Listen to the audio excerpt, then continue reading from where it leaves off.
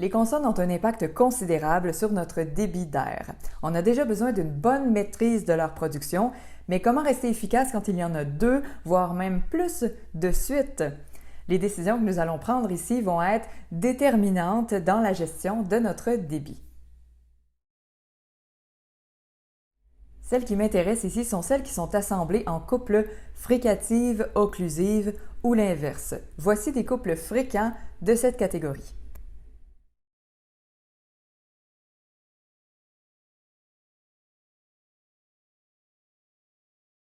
Même si elles se prononcent très rapidement, ensemble, je peux quand même en mettre une plus en valeur que l'autre, et c'est ce qu'on a tendance à oublier.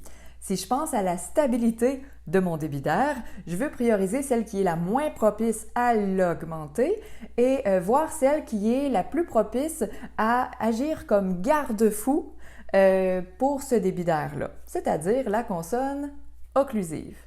Donc, si je reprends ma liste, je vais faire tche au lieu de tche, chte au lieu de chte, te au lieu de tse, ste au lieu de ste, pse au lieu de pse, spe au lieu de spe, ske au lieu de ske, xe au lieu de xe, fte au lieu de fte, shpe au lieu de shpe, de au lieu de dze. On veut vraiment viser l'occlusive, donc la faire avec plus d'intensité, la retenir avec plus d'énergie, la mettre en valeur, la prioriser sur l'autre. Et faites attention, ça ne paraît pas toujours dans l'orthographe. Donc posez-vous la question, qu'est-ce que je suis en train de produire? Est-ce que je fais vraiment seulement une consonne ou si j'en fais deux ou même plus à la fois de suite?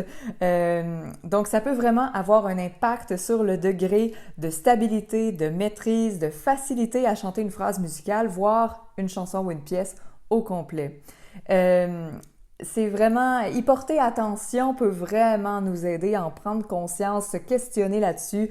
Ça peut faire une belle différence. Donc, quand il y a quelque chose qui est moins stable, qui n'est pas à votre goût, vous avez plus de difficultés à gérer le débit d'air, posez-vous la question si c'est ce cas de figure-là qui est présent dans l'extrait que vous travaillez.